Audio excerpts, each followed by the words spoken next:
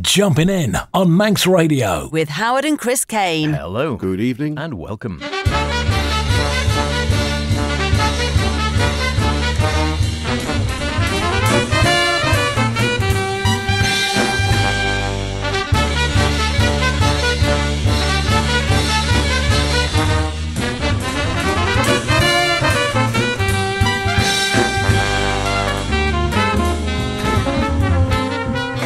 And here we go again, jumping into the best in modern and contemporary jazz on a Saturday night here on Manx Radio with myself, H. And me, Chris. Yes, welcome along to this week's Jumpin' In, and autumn has truly shown its hand, with crisp cold mornings, spectacular sunrise and sunsets, and the lovely crunch under your feet of a russet and golden carpet beneath the trees. Fog over the hills, a wind of change as a new Council of Ministers is announced. So, what have you been brushing up on this week, H, apart from leaves, obviously?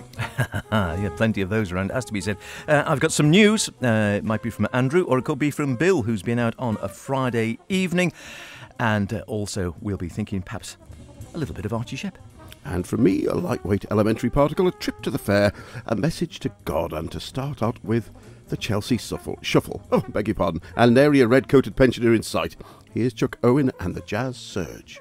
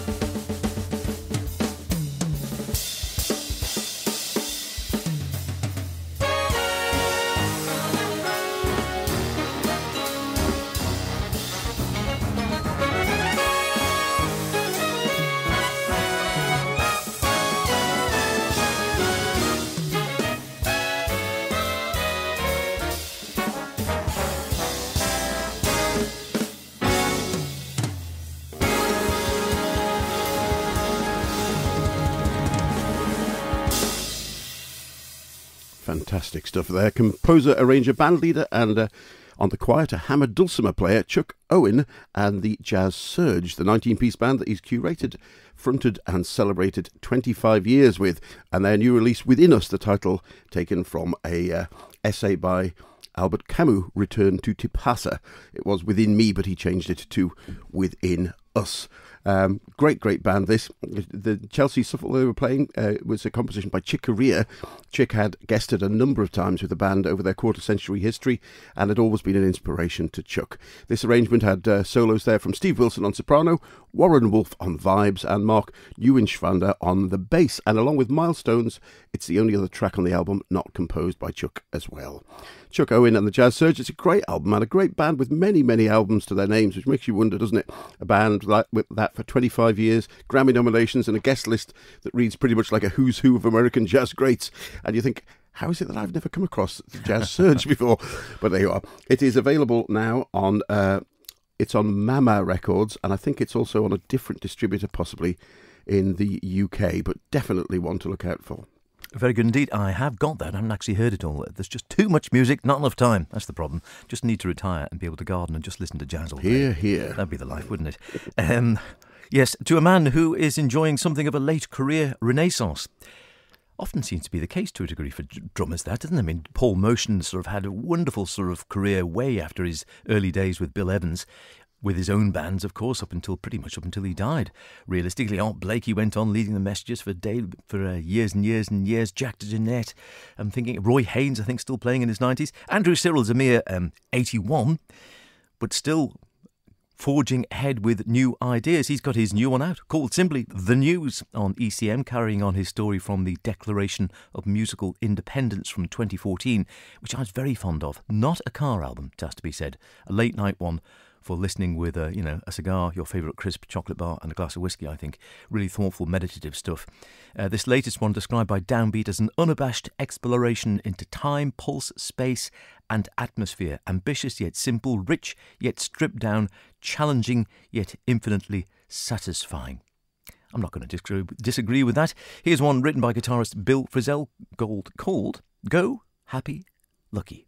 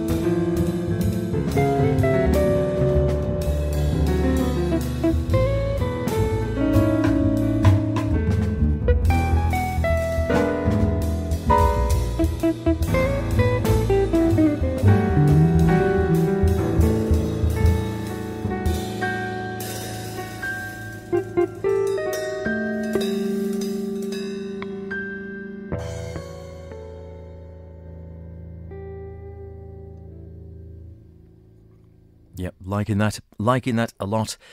I haven't actually heard the entire album yet, just about half of it at the moment. Again, not one necessarily for listening in the car, which I know a lot of people do these days, or out on your playlist or whatever you might have, if you've got it on your device of some kind or other, your phone, or if you still have an iPod or whatever. You know what? I don't really know which one of those ones. Again, I think it's best enjoyed this one on a half-decent hi-fi at home in a chair with a glass of something. You know, it could be tea or coffee. I think you could go with a decent pair of wireless headphones, walking the dog in the wind or the rain in a nice kind of a stark, quiet environment. But I mean, that is one of the swingier numbers. Some of the others are more spacious and much more stripped back. They are very ECM, it has to be said. Very ECM-y. David Vrelis taking the piano chair. If you've enjoyed any of his earlier ones, the previous one, I think, Declaration of Musical Independence, had old associate of Andrew Cyril's, Richard Teitelbaum, on piano. Unfortunately, I think he had ill health for this one. It was a bit of a last-minute replacement, David Vrelis, and a perfect foil, I would say, coming in for Cyril's music. Ben Street on the bass, and of course you'll recognise long-term partner from the last couple of albums, I think, Bill Frisell on the guitar. Wonderful stuff. ECM, easily obtainable. The News, Andrew Cyril. Reminds me, I've got David Vrelis, one I haven't played for the show either. I must dig that out. Now, another new name to me, well, to me at least, is UK-based bass player Greg Cordes. Greg, who is a New Zealand expat, has been recording albums in New York for Rope-a-Dope for its last 3 releases, and this latest one was inspired, at least in part, by time spent working in a gatehouse at the foot of the Brecon Beacons. Here's Down Quark.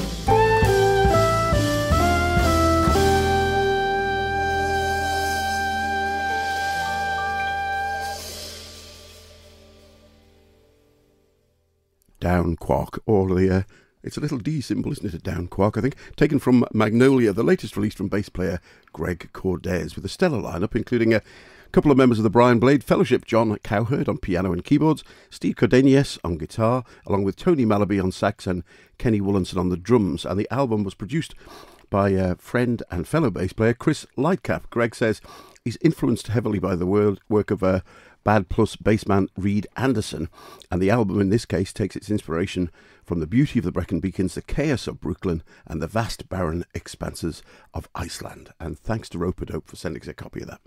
Can't argue with that, as they say. You're listening to Jumpin' In, the best in modern and contemporary jazz, with Chris and myself, H, here on Manx Radio. Of course, get in touch at any time you like. Email, fastest way these days. You can always drop us a line in the card if you want, but email, it's just howardkane@manxradio.com or chriskane@manxradio.com, and that Kane is C-A-I-N-E,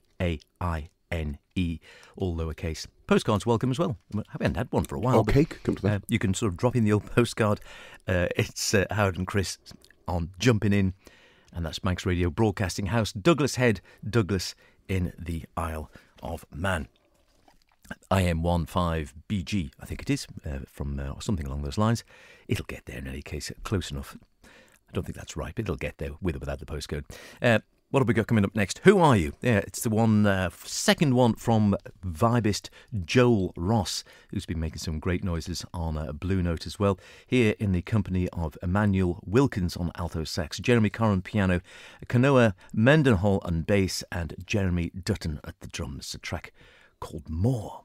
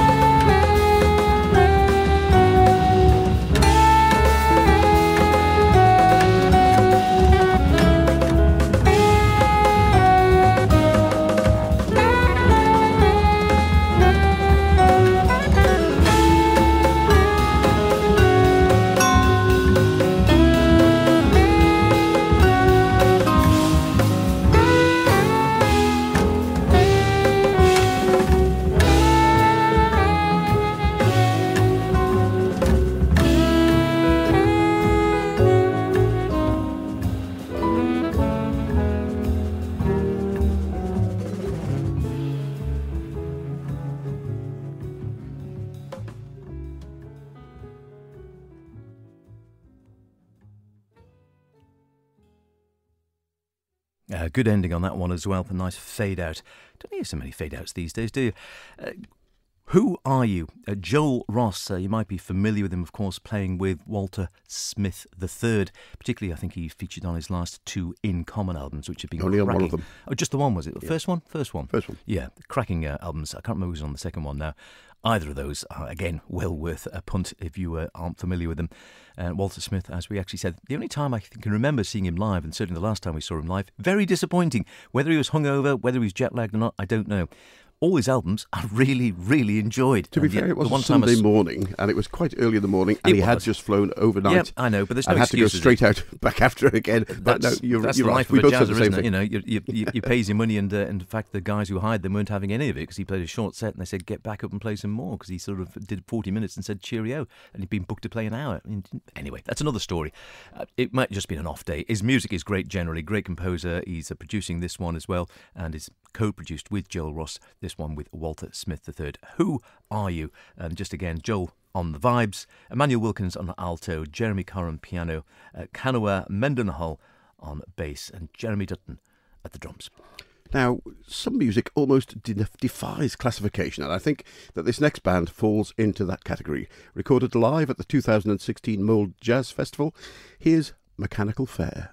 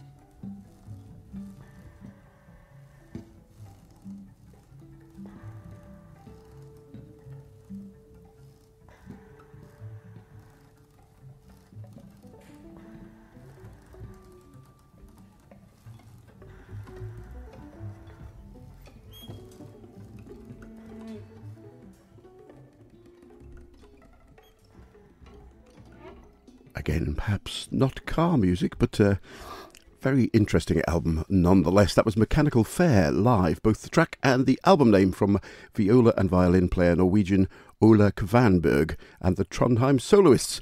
Brought up on Norwegian folk, Ola took to jazz in the 90s when he released the Hot Club de Norvège, inspired perhaps not surprisingly by Stefan Grappelli and the Hot Club de Paris. And his earlier albums have been stylistically very varied. As I say, the tribute album to the Hot Club, the ADM album meets Spaghetti Western is how he described his 2017 release Steam Dome, whereas Mechanical Fair Live was an altogether more lyrical affair. When he was asked for one word to describe it, he said, megalomaniacal. That's a nice way of putting it. Yeah, it's very fine. Yes, uncategorizable. Is that the word? Is that Inclassifiable. The word? Inclassifiable. Inclassifiable. That's the word, isn't it? Yeah. Wonderful stuff. Not so much of a problem for our next artist this evening, Bill Evans and his trio. I mean, one of the most famous jazz piano trios of all time, I would guess, still highly influential on lots of young players coming through today. And I guess in Bill's case, it really was taking a classical technique and applying it to jazz idioms in many ways, I guess, right throughout his career, which sadly didn't last as long as it might well have done. There seems to be no end of new recordings appearing, even though he's been dead at goodness knows how many years now. Behind the Dikes, another double set, I think, from Resonance is out. I haven't actually got hold of that one yet. I heard it. But this one I have been enjoying. Bill Evans Trio on a Friday evening. This is one from relatively late in his career, June 1975. Recorded live in concert at the wonderfully named Oil Can Harry's in Vancouver. And this is a track called Sarin Jura.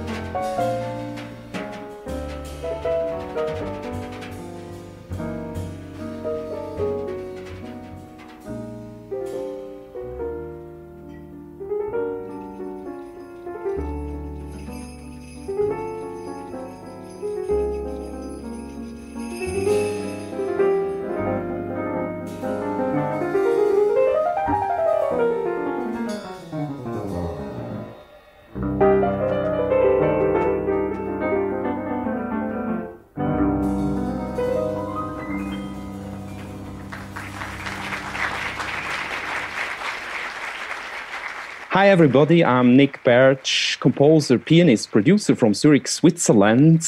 Looking very much forward to be on your radio for Jumping In on Manx Radio. And you might hear some of my music. Thanks a lot, Howard and Chris. This comes directly from the Zen Funk main station.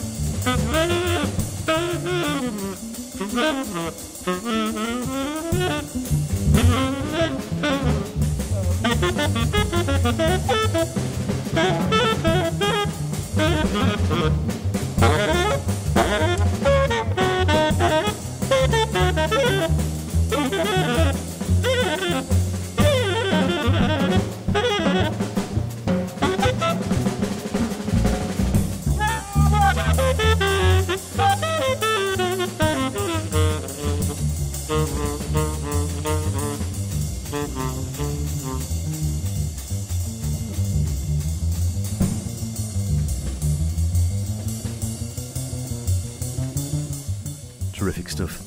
Archie Shepp from the classic album 4 for Train, a track called Rufus. And then rather worryingly, and you can guess where this is coming from in brackets, swung his face at last to the wind, then his neck snapped. Archie Shepp on tenor, John, I can never get it right, Tachai, and I don't think I pronounce it correctly, and I can never remember, on alto. Alan Shorter trumpet, Roswell Rudd trombone, Reggie Workman bass, Charles Moffat at the drums. You recognise that beat from some of the Ornette Coleman albums. And before that, Bill Evans and his trio on a Friday evening at Oil Can Harry's, one of the new unfound recordings. Basically, a little guy called Gary Barkley was a recording engineer, or at least he was a presenter at a jazz show in Canada. And he organised the recording of this gig back in the 1974. He then put it out on his show, and then he had the tapes in his attic basically for the next 40, 50 years or whatever. And now they've been rediscovered and, with everyone's blessing, have been released as on a Friday evening, the Bill Evans Trio, and in particular of interest as it's got Elliot Zygmunt on drums, who'd taken over from Marty Morell and changed the dynamics in many ways of the trio. Great stuff. Terrific stuff indeed. And Bill Evans, another one of those greats who actually seems to have released more albums since his passing than when he was alive. Well, that's about it for this week's Jumping In. We've just about time to bring you a track from pianist and composer Neil Cowley. Always a treat when one of his comes out. Known for his heavily percussive and loud style. I mean, the album we notedly picked him up on was Loud, Louder, Stop, wasn't it, I think? And this solo release was put together over lockdown, and it sees him returning to the acoustic piano, albeit treated and affected in a number of ways on the album. From Hall of Mirrors, here's the reflective and spiritual Prayer. See you next week. Take care.